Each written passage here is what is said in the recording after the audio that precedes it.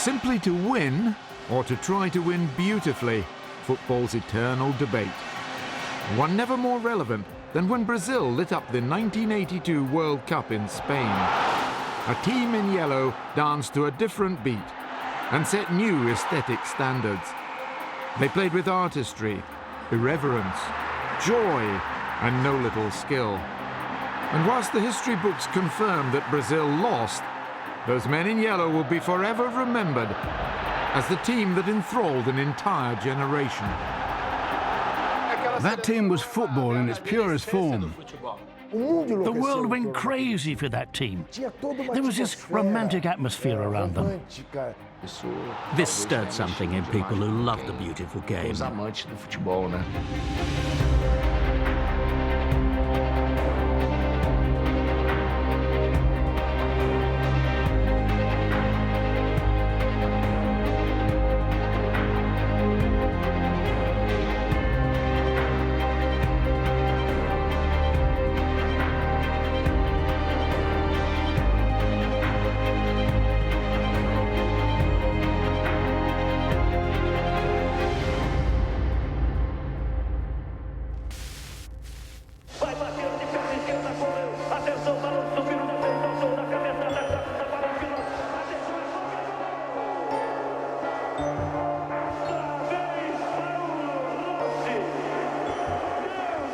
Sarriá, the unassuming Barcelona neighborhood, where on the 5th of July 1982, many felt the beautiful game died, where Brazil's finest team in the post-Pelé era succumbed to eventual champions Italy, where pragmatism overcame fantasy.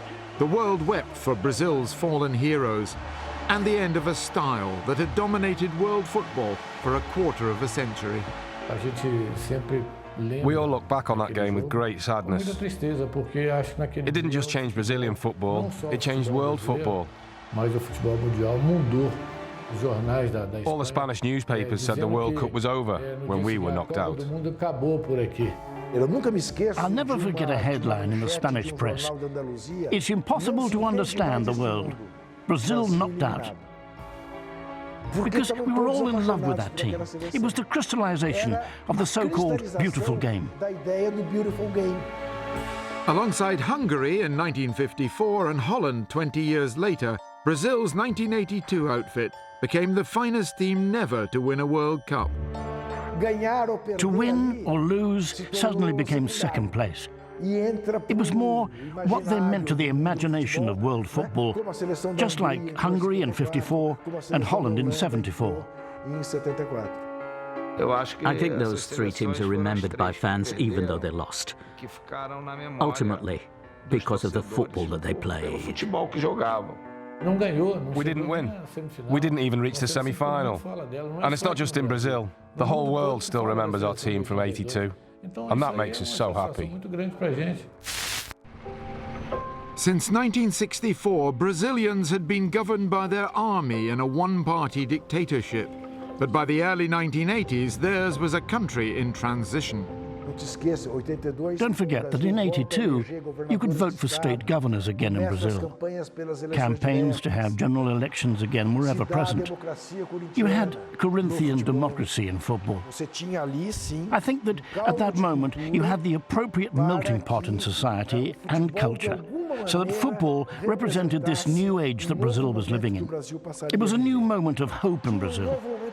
Hope that had been suffocated by the military dictatorship ever since 1964.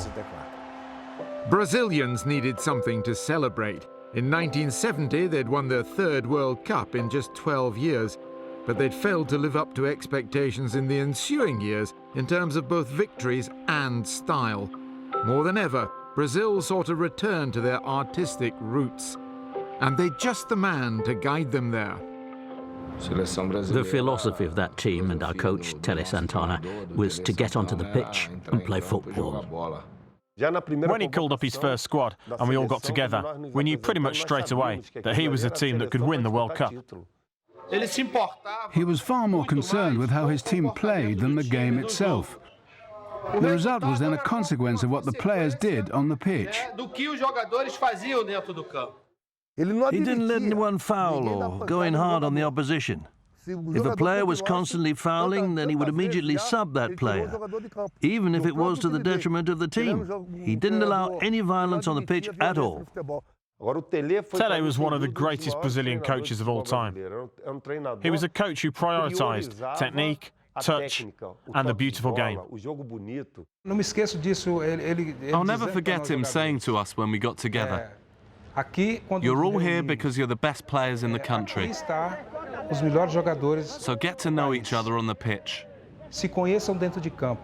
It's amazing for a coach to say that to you as a player. Get to know each other on the pitch. So we got to know each other on the pitch. The Tele Santana era began with a 2-0 win over Mexico on the 8th of June 1980. The next 18 months saw some of the most sustained success by a Brazilian team in history. I think that team was built gradually over time. The project started in 1979 and carried on until 1982, so it took the best part of 4 years' hard work to arrive at that final formation. His teams played as if to music. We all knew each other. We all knew where everyone would be on the pitch. What he wanted was for us to play with creativity, to play for fun, and to play in a way that will get results, but in a clean, disciplined, and correct way, respecting the laws of the game. And the results came easily enough, as did the style and swagger. We flew through the qualifiers. We had exceptional players. Zico, Socrates, Falcao, Oscar, Junior, Eda, me. So that was a team that could give a lot of joy to fans. So we kept getting better. And we knew that we could do well in '82.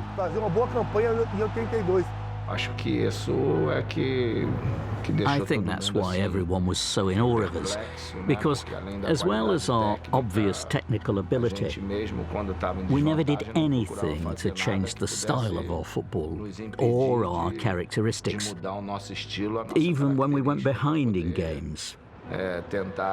We never tried to win ugly.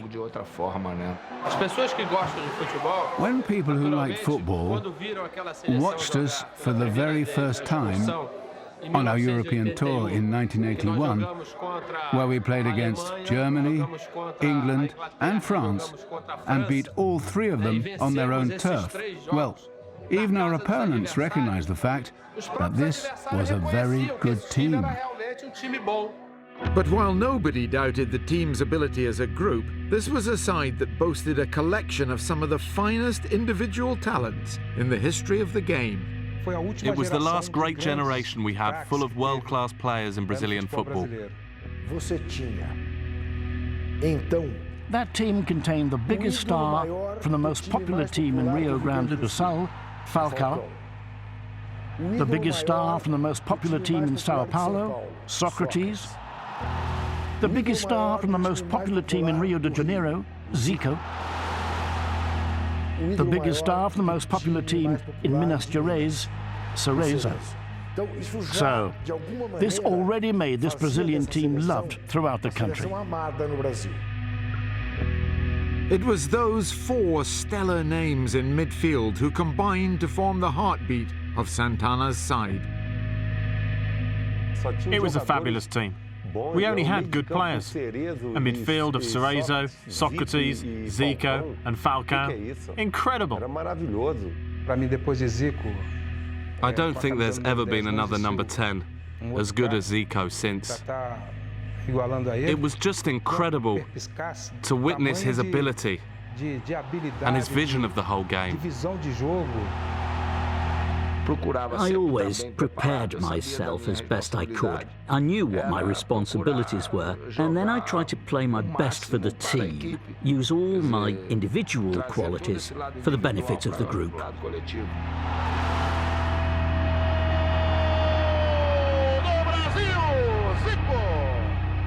But that national team was all about Socrates.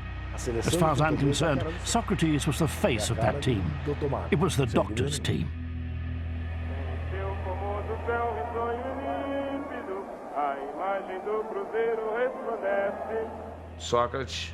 Socrates was never a great athlete, but in that World Cup, he changed completely. He stopped smoking, he trained well, he made all of us train harder. He behaved as a captain should behave. The only time that Socrates ever played for 90 minutes in every game was in that World Cup. In attack, Santana deployed Eder on the left and Serginho on his own up front. A muscular target man often criticized for his lack of finesse, but nonetheless the leading scorer in the Brazilian championship.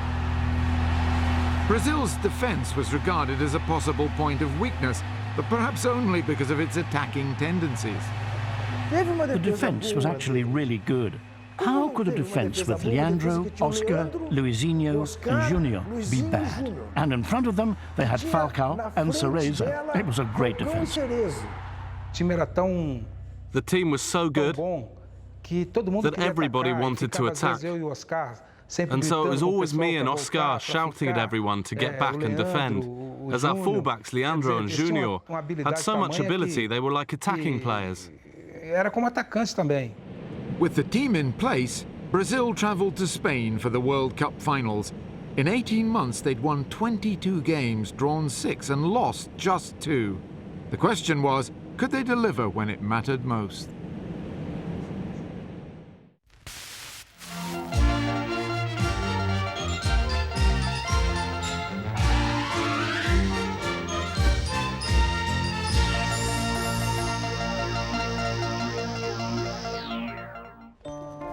Brazil arrived in Spain as the overwhelming favourites, a nation not only confident but expectant of victory.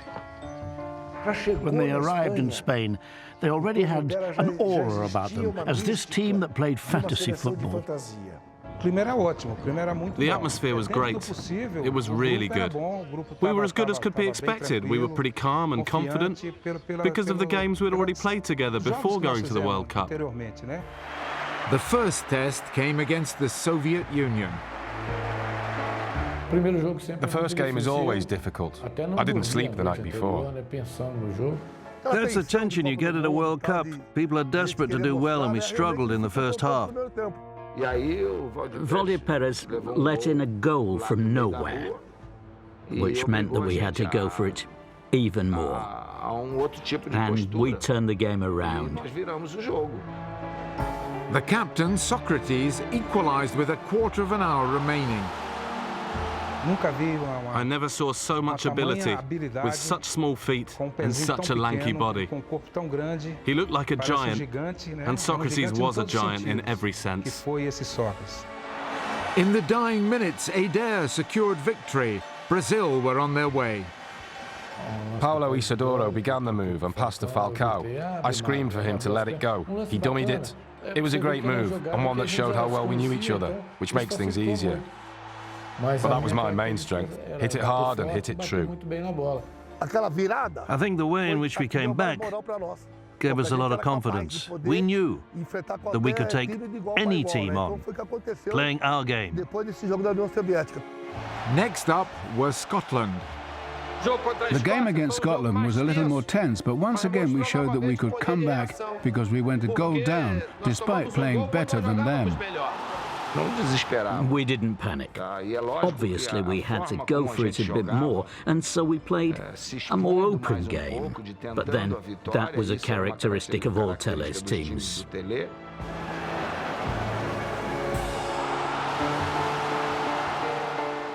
We didn't change anything as we knew that the game would turn in our favour at some stage. Once we equalised, we saw Scottish heads go down, or at least they let their guard down, because from that point on, there was no chance of losing the game.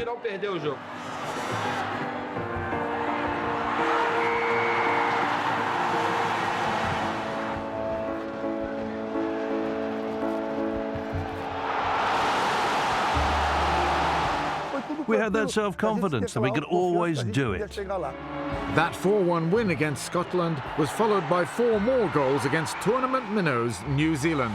I think we gained confidence as we went on in that World Cup because we were playing well. Various moves we'd worked on were coming off, and naturally, that makes you think you can reach the final.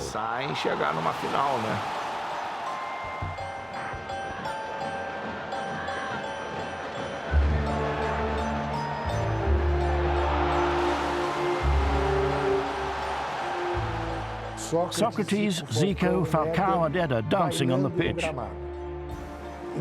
It was entertainment, it was fun, and that's what football is about. I think it's the greatest thing that football can do. And then we were drawn in a group with Italy and Argentina in the second round. So it was the group of death. It was the old enemy first for Brazil, reigning world champions, Argentina. We were up against another South American team. We knew each other very well. It was an incredibly important game. Decisive, if we wanted to go through.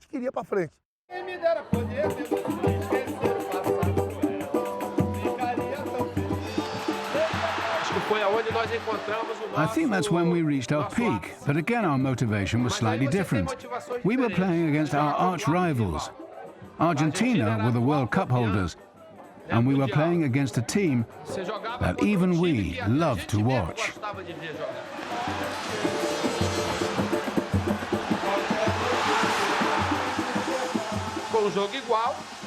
To a certain extent, it was a very even game, but I think we were calmer than them and had the patience and know-how to get the result we needed.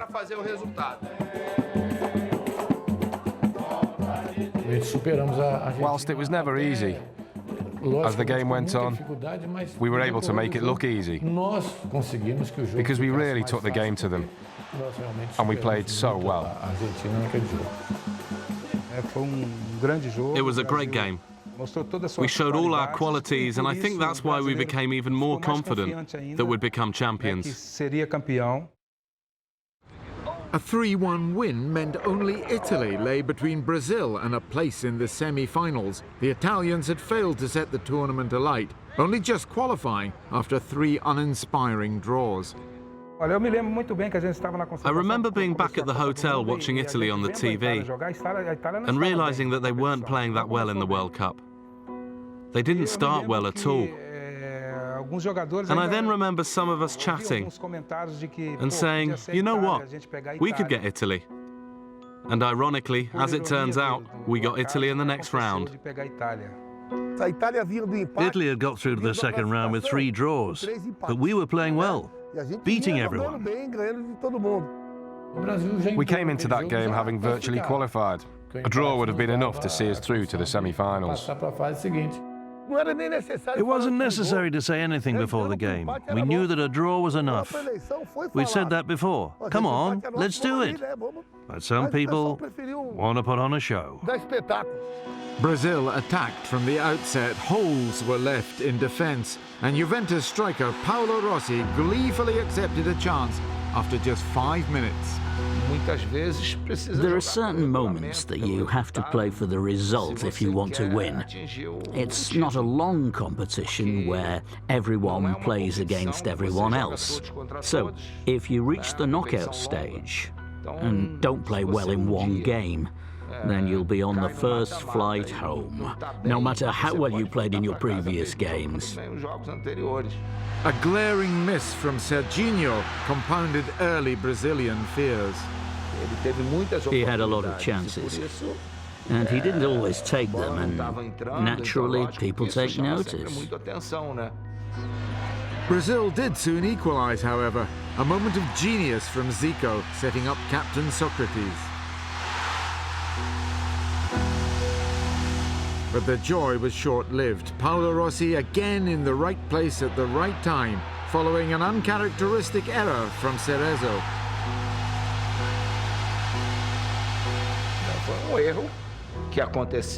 He made a mistake trying a pass, but that was all. It happened and we tried to rectify it. But we all make mistakes. Brazil's persistence was rewarded with Falcao's equaliser 20 minutes from time. At 2-2, Santana's men were going through. That was the moment that we should have shut up shop and said, let's get players behind the ball and everyone defending. And I'm sure that Italy wouldn't have scored against us. We lacked intelligence. That's the best word. I remember in that game, Oscar and I shouting at the fullbacks to stay back when it was 2-2. And they wanted to win the game. Our coach, Tele, wanted to win the game. To be honest, I don't think we played with enough humility. We all lacked humility, from the management to the players, as we had 2 chances to hold on to the draw, and we went for the win instead. Vai bater de perna esquerda, correu. Atenção, balanço, pino de ascensão, sou na cabeçada, choque, essa bola espirrou. Atenção, é folga, gol! Outra vez, Paulo Rossi! Destined to be the villain, Paulo Rossi completed his hat-trick only minutes after Brazil had equalised. We kept our philosophy, but I obviously wanted to win. We played to win that World Cup, but within the laws of the game. We wanted to win, but maintaining our philosophy. I think maybe that group of players didn't know how to play football any other way. If you told us to play differently, to shut up shop or to play on the counter-attack, then you'd have had to have changed the players. Unfortunately, when it was time to play a little ugly against Italy, we couldn't do it. The equaliser simply wouldn't come. For Brazil, their World Cup was over.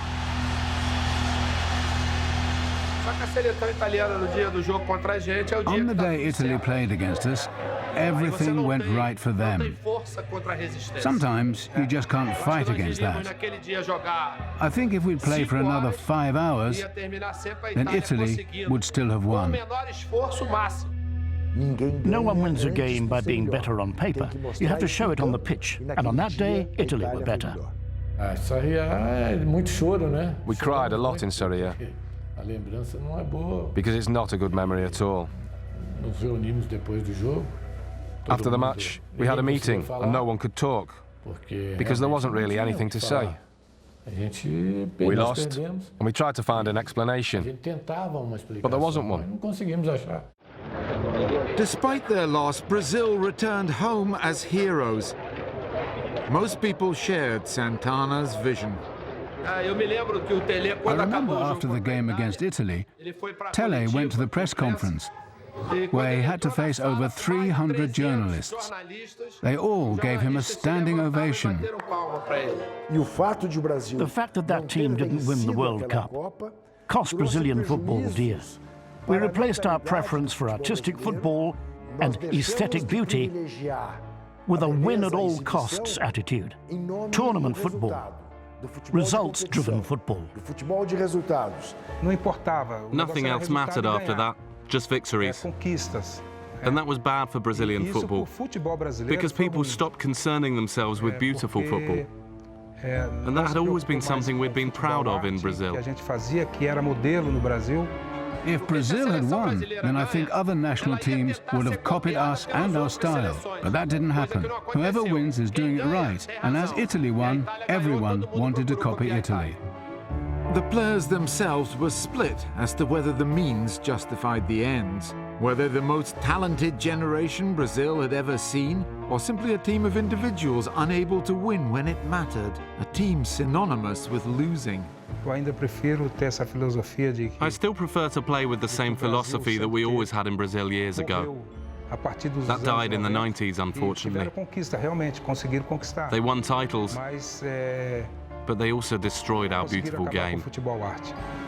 Yes, we were one of the best teams. We were, but we were a losing generation. We won nothing. We had some great players who deserved to have a World Cup winners' medal, guys like Falcao, Zico, Socrates. They deserved it. We all deserved it. But we didn't win. So we're remembered for that game, that defeat. It's been 30 years, and we're remembered for that, and it'll go on for another 60, 70 years. You played well, but you didn't win. What does that even mean? We didn't win. Brazil 1982. They may not have won, but they caught the essence of the game. They captured the artistry and the joy. Those men in yellow who danced to their own beat. I wanted to win it, just as everybody else did. But I think there's some consolation that we are still so well known. I think every player who played for Brazil in 1982 is very proud that they were part of that team. We liked to play that way. The fans were in awe of our football, and there's no doubt that we played some incredible stuff. And it's not just because I was part of it, but people will never stop talking about that team.